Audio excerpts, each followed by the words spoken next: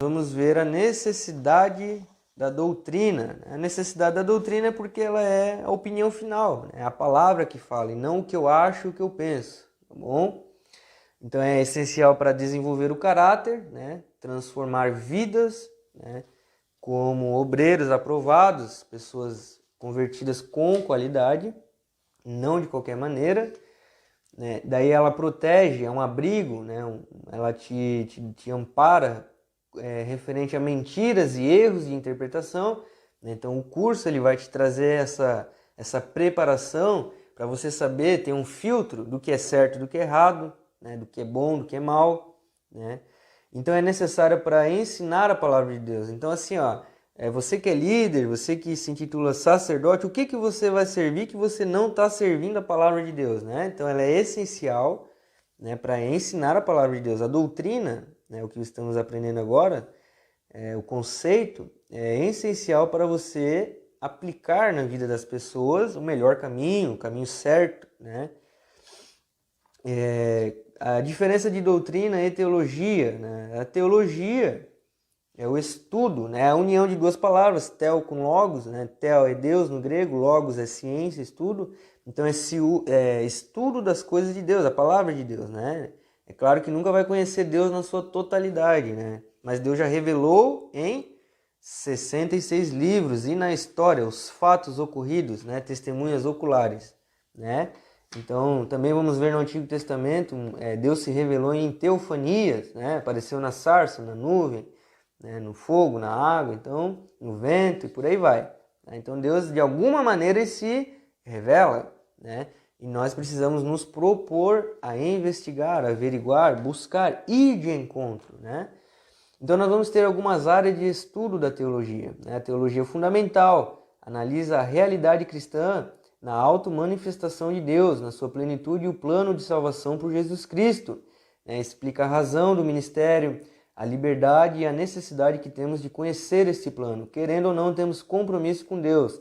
Fala o que é a teologia e sobre as condições básicas que possibilitam a fé no contexto sócio-histórico e cultural. Teologia fundamental, como a gente viu no começo, toda pessoa que professa a fé, né, que crê em um Jesus, que crê em um Deus, né, todo Criador, Pai de Jesus, vai ter que, de alguma forma, se deparar com a palavra de Deus, que é a Bíblia. Não existe um outro caminho, né, seguro, né, correto, né, para se seguir que não necessite da palavra de Deus. Então você vai necessitar da palavra de Deus e nisso você vai conhecer a história. Nisso você vai conhecer pessoas do passado, né, os autores bíblicos, né, no caso, e algumas narrativas, né, que são fatos reais, né? É claro que vai ter parábola, vai ter histórias analíticas, mas assim, ó, tem muitos fatos reais, né? Tá na história marcado, registrado, com testemunhas, né, oculares. Então, você precisa buscar isso para se escorar, para se amparar, né, e seguir em um caminho certo. A teologia bíblica estuda a introdução geral da Bíblia, como o estudo dos livros do Antigo e Novo Testamento, falando sobre a história do povo de Deus, né, que reflete em temas gerais, familiarizando os alunos com os termos bíblicos e as línguas bíblicas, como hebraico, grego e aramaico. Usa a exegese, que analisa criticamente o texto, né? Então, como a gente viu, a Bíblia não foi escrita em português, ela foi escrita em grego, em aramaico, em hebraico, né? É uma língua antiga, né? Muitos dos seus dialetos, seus vocábulos estão até em desuso, né? A sua pictografia, mais o que acontece. Uma vez que você investe, né, a sua vida em ser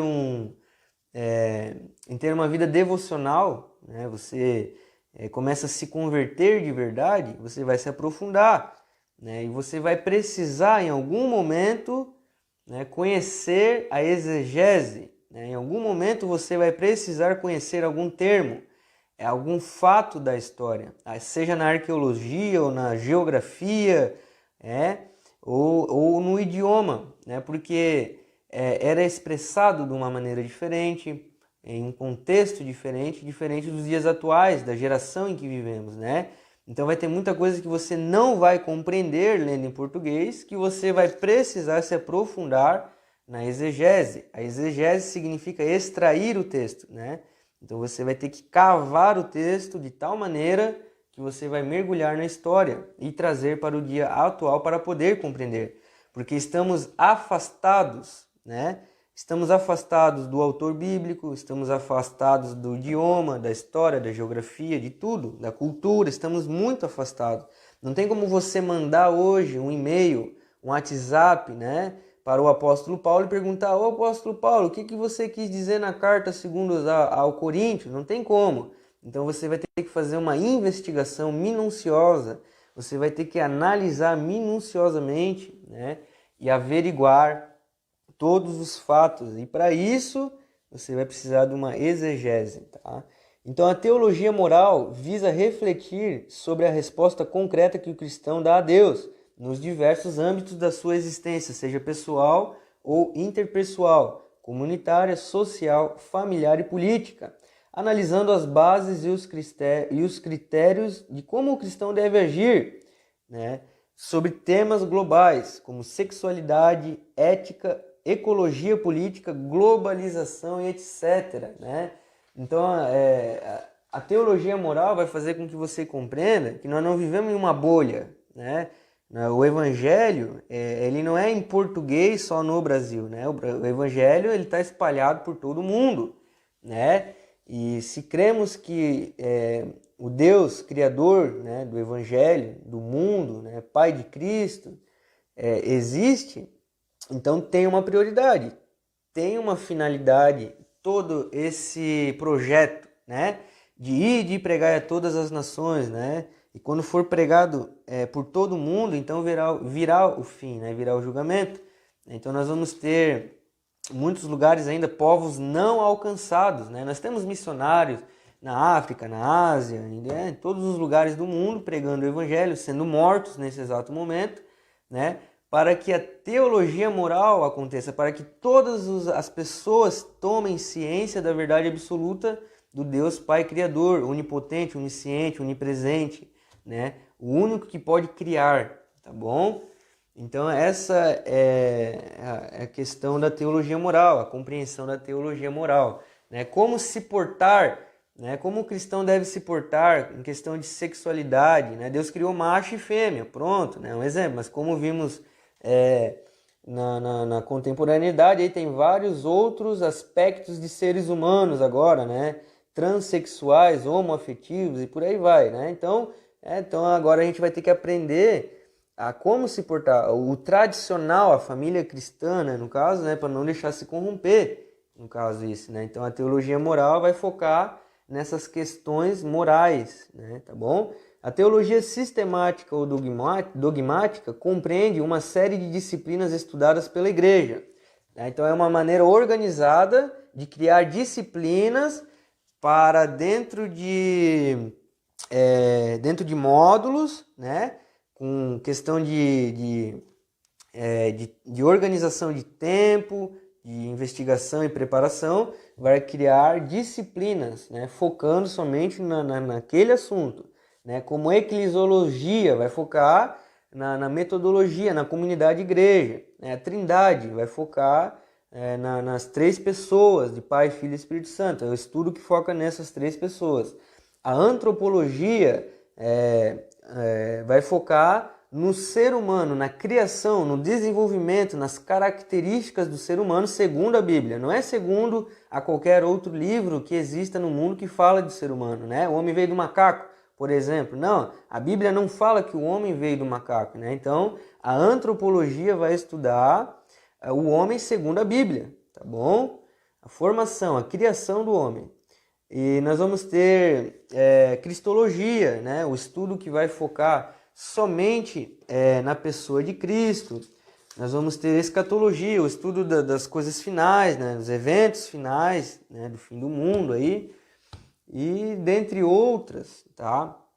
Soteriologia, né? O processo de salvação do homem, qual que é a condição, né? Qual que é o caminho? Como é que funciona essa conversão? Como é que eu obtenho a salvação, né? Então a soteriologia vai te explicar todo esse processo. Como que é essa salvação do homem, né? Nós vamos ter a expiação, né? O estudo da expiação vai falar sobre o sacrifício de Cristo. Qual que é a moral, o porquê, qual que é a finalidade, tá bom? E nós vamos ter a teologia espiritual, né? Não envolve apenas disciplinas, né? Não envolve apenas páginas, letras, tá bom? Mas dimensões da vida cristã como a fé, que daí no caso é referente ao louvor, né? E nós vamos ter até problemas com o louvor também, né? Porque hoje em dia o louvor, ele não louva a Deus, ele não louva a Jesus Cristo, né? Ele louva o homem. Nós vamos pegar louvores antropocêntricos, tá bom? Então é preciso estudar também essa questão, essa espiritualidade na teologia, né? Como a gente viu no começo dessa transmissão, que o bom ministro, o bom sacerdote, a pessoa que professa a fé na palavra, em Deus, em Jesus, não é só ter fé, né? Não é um download que desce do nada do céu e você começa a compreender as coisas do reino. Não, você precisa ler, você precisa estudar o livro de regra de fé e prática, tá bom? Porque até mesmo nessa fé você vai estar à mercê, à deriva de muito engano, de muita mentira, né? E nós vamos pegar um exemplo do louvor. Louvor é só cantar. Não, louvor não é só cantar, não é só tocar um instrumento, né? O louvor, a palavra louvor significa elogiar, tá bom? Mas o louvor eu estou elogiando a quem? O homem? Pô, que legal, né? Eu estou elogiando o homem do quê? Né? Sendo que o louvor é para Deus, eu tenho que elogiar, agradecer a letra, a composição, o que eu estou tocando tem que ser para Deus e não é de qualquer maneira, né? Então, nós vamos ter o estudo, né, da teologia espiritual referente a essas questões, como louvor, né? Nós vamos falar de santidade, piedade, o que é a liberdade cristã, né? Então nós vamos ter o estudo da história da igreja, tá bom? A teologia também vai abranger todo esse estudo. Isso tudo aqui é sobre doutrina, tá? São doutrinas, são fundamentos da fé, tá? A história da igreja visa conhecer uma visão panorâmica das grandes fases da história universal, né? Nós vamos ver que sempre a igreja, né, os cristãos em si, começando do povo hebreu, cativeiro, seus cativeiros, né, assírio, babilônico, persa e por aí vai, sempre foram feitos de escravos, sempre foi perseguido, né? E agora na Nova Aliança, a igreja primitiva, né, temos os mártires, né, as pessoas que morreram, foram decapitadas por crer em Cristo, né? Então nós vamos ter esses conflitos, né, e é preciso estudar a história da igreja. Tá vendo a importância da teologia? Tá vendo a importância dessa aula? Por quê? Não é assim, para que teologia? Para que estudar? Né? Para quê? Então daí você é crente para bonito, porque você está sendo enganado, tá bom? Na igreja estão pregando muitas mentiras para você e você não sabe, tá bom? Então que Deus é esse que você ama, que Deus é esse que você serve, que não tem regra, né? Mas não é aquela regra de uso e costume como vimos, né? Não é roupa, não é esses costumes, né? A doutrina é o ensinamento da palavra, tá bom? E outros, né? Nós vamos ter a patrologia, né? O estudo dos pensadores cristãos, né? Nós vamos ter filósofos, tá? Nós vamos ter filósofos, pessoas na antiguidade que contribuíram, né? Como pensadores referente às obras de Deus, né? A teologia, ao evangelho, tá? A patrologia, pensadores cristãos. Nós vamos ter filósofos, tá bom? Como exemplo. E eles contribuíram muito, tá? Para que hoje temos acesso e nos ajude a pensar de uma maneira melhor, né? E a doutrina e religião, tá bom? Então nós vamos aqui definir o conceito da palavra religião, tá?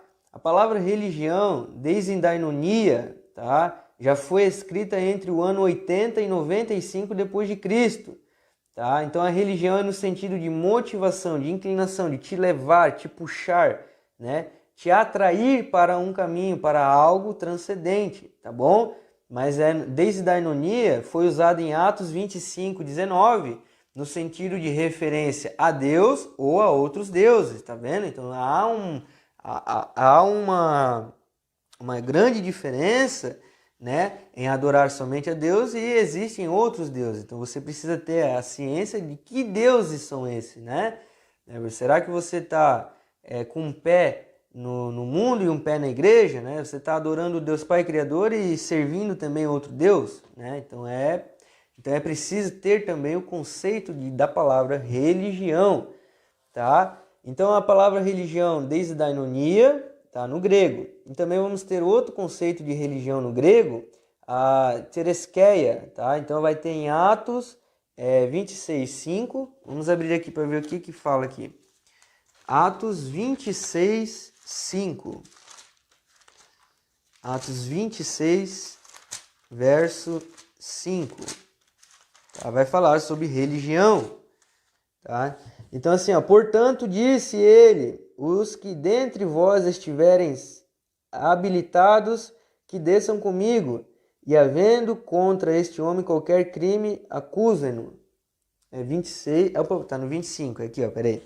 Pois na verdade eu era conhecido deles desde o princípio, se assim o quiserem testemunhar, porque vivi fariseu conforme a seita mais severa da nossa religião, né? Então, religião é um conjunto de normas e regras, tá?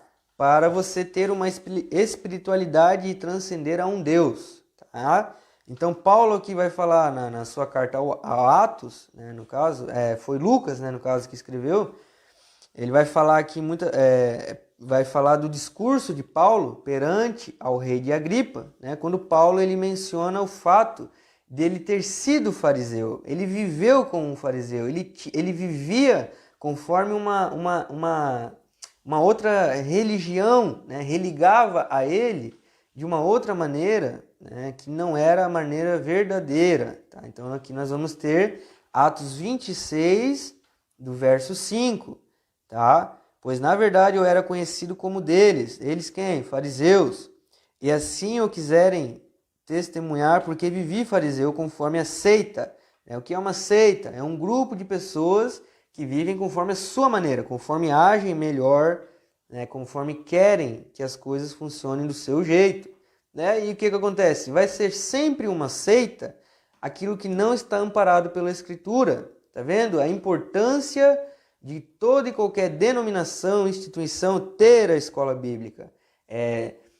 Ensinar Bíblia, tá bom? Ter uma preparação, né, os seus líderes, os seus obreiros na Bíblia, um curso de obreiro no mínimo, né? E ensinar para os seus fiéis Bíblia. Por quê? Você corre sério risco de ser uma seita, tá bom? Tá fazendo as coisas do seu jeito aí, sendo que não tem nada a ver com a Bíblia, tá bom? E nós vamos ter a continuação da definição de religião, é ser devoto, tá, a um conjunto de regras, tá, para ter uma experiência transcendente com Deus. Tá? Então nós vamos ter também um conceito em latim da palavra religião, tá? A preposição re com o composto ligare, tá? Religare. A religião tenta ser um vínculo entre o homem profano e o mundo sagrado, né? Então religião é o ato de religar. Então você vai estar se religando, se conectando com Deus, agora por intermédio de Jesus Cristo, mediador de homens, né? Para com Deus, só vai a Deus quem crer em Cristo, né? A palavra ensina. Então, religião é no sentido de religar, conectar. Todos estão mortos em seus pecados, em suas obras da carne, e agora, através da presença do Espírito Santo, através do sacrifício de Jesus Cristo, o Espírito Santo te alcança e faz com que você se conecte, né, com o caminho verdadeiro, tá? Digno de herdar aí uma salvação, tá bom? Então nós vamos ter as comparativas, né, de outras religiões, como identificar uma seita. As outras religiões é fácil, né? Tem os seus livros, tem os seus deuses, as suas estátuas, né? Não é Jesus, não é Deus, então, né, é fácil. Mas nós vamos nos deparar com igrejas, né, assembleias, comunidades cristãs que se intitulam cristãs, mas na verdade são seitas. Mas como é que eu vou identificar uma seita? Jesus não é o centro da atenção, né? você vai ver que o centro da atenção é uma campanha de prosperidade. Você vai ver que o centro da atenção é um teatro, é uma dança, é a balada gospel.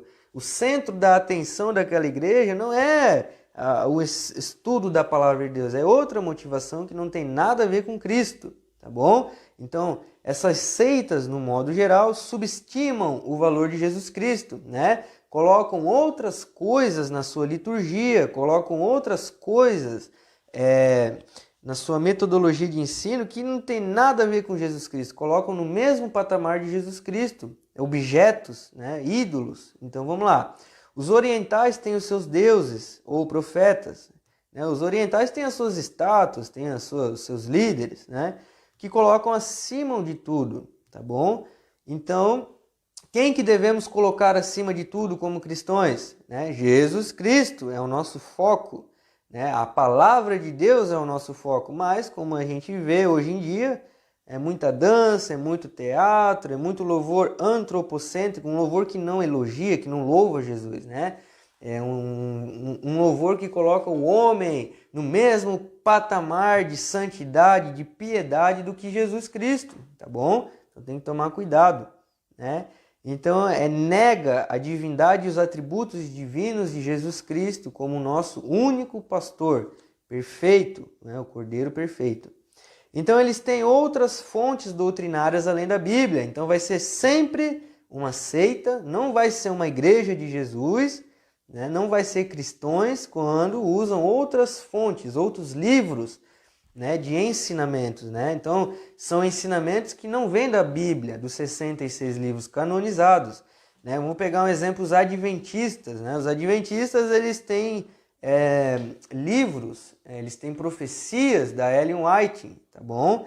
Então é extra bíblico, né? Não está nos 66 livros, mas eles consideram, né, essa profetisa, essa pastora, né, essa mulher, colocam ela no mesmo patamar apostólico, né, do que os 12 apóstolos, de que Jesus mesmo, e creem nos seus ensinamentos, naquilo que ela professou, naquilo que ela sonhou, né? Então vai ser uma seita, né? Porque é Bíblia ou é nada, né? Ou está na Bíblia ou não está. Então vai ser uma seita porque está fora, tá bom?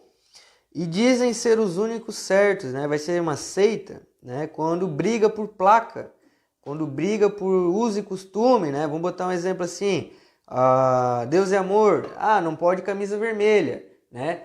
Mas lá na Assembleia de Deus pode usar camisa vermelha. Então, não, mas a Deus é amor tá certa, porque a nossa doutrina, o nosso uso e costume é correto, né? A gente não usa camisa vermelha e vocês usam, tá? Então tem essa degladiação, esse debate, né, de quem tá certo e quem tá errado. Então eles vão afirmar que são eles os certos, sendo que a Bíblia em si não fala que usar camisa vermelha é correto ou errado, entende? Então vai ser uma seita quando dizem serem os únicos certos, né? Então você vai ter que atentar, vai ter que observar, né, sobre uma falsa religião, tá? Então usam de falsa interpretação também, tá?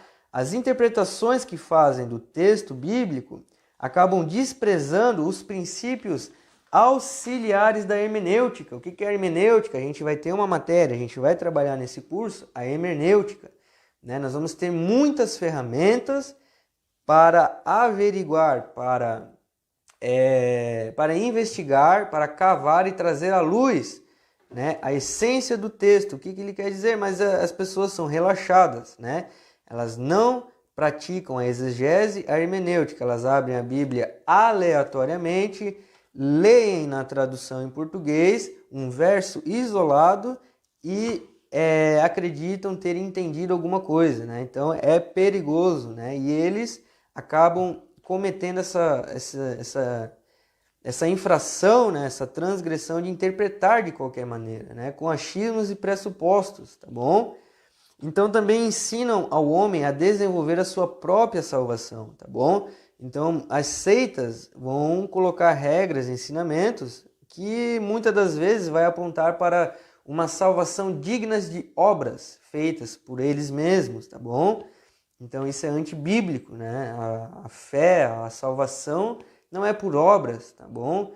Então isso é pauta para um outro vídeo para explicar, né, o contraste entre Paulo e Pedro. porque não é por obras, né? Apesar de ser fruto de uma salvação, né? É fruto de uma salvação, mas não quer dizer que a obra vai se salvar pela obra, é apenas fruto, tá bom? Não tem nada a ver uma coisa com a outra. E também são proselitistas. O que é um proselitista? Né? Ele vai querer ensinar as pessoas que são leigas, os iniciantes, né? Ele vai querer pescar em aquário dos outros, ele vai querer ensinar calouros, né? Ele vai querer ensinar pessoas que são neófitos, tá? São bebê ainda, não sabem de nada. Eles vão querer empregar ensinamentos avançados, tá? Nessa pessoa que, né, nem sequer lê a Bíblia. Essa pessoa que, né, vai na igreja, mas nem carrega uma Bíblia, né? Quantas pessoas vai na igreja, aí você vai pedir para abrir ali no texto, a pessoa nem levou a Bíblia para a igreja, para você ter um exemplo do que é ser um neófito, né? Uma pessoa que também, de alguma forma, ele está desesperado, né? Ele está ali doente, precisando de uma palavra de vida, mas nem sequer dá o trabalho de saber o que está sendo injetado nele, né? Então todos nós estamos doentes, todos nós precisamos da palavra da vida, mas precisamos atentar em que está sendo injetado no nosso espírito, na nossa consciência, no nosso intelecto. Tem a ver com a Bíblia? Não tem, né? Então tem que atentar para isto, tá bom? Então, para fechar o assunto doutrina, tá? Nós vamos ver aqui que o tema central da palavra de Deus, tá? De Gênesis a Apocalipse, né? Então, se você vai na igreja, tá bom? E Jesus não é o centro da atenção, né? Sai fora, vai para uma igreja bíblica, congregue na igreja mais perto da sua Bíblia, tá bom? Porque o centro de tudo, tá? Tudo aponta para Cristo. Então tá perdendo tempo com o quê? Né? Nessa igreja aí, né? Nós vamos ver que Gênesis, Jesus é o descendente da mulher. Em Êxodo é o cordeiro pascal. Levítico é o sacrifício expiatório. Em Números é a rocha ferida. Deuteronômio é o profeta. Josué é o príncipe dos exércitos do Senhor. Em Juízes ele é o libertador. Em Ruth, Jesus é o parente divino. Em Reis e Crônicas, Jesus é o rei prometido. Em Esther, ele é a providência divina. Em Jó, é o nosso redentor. Em Salmos, é o nosso socorro na alegria. Em Provérbios, é a sabedoria de Deus. Em Cantares, é o nosso amado. Em Eclesiastes, é o pregador perfeito. Em Profetas, é o Messias prometido. Em Atos dos Apóstolos, é o Cristo ressurgido. Nas Epístolas, é o cabeça da igreja. Em Apocalipse, é o Alfa e o Ômega, né, que vai vir julgar aí todas as nações, vai abrir o livro da vida e da morte aí, né, e vai julgar e vai colocar cada um no seu devido lugar. Uns vão acordar para a glória e outros para o desprezo eterno. Tá entendendo agora a importância de estudar teologia, de conhecer o que é doutrina, o que é a palavra de Deus, o que é Bíblia, tá bom?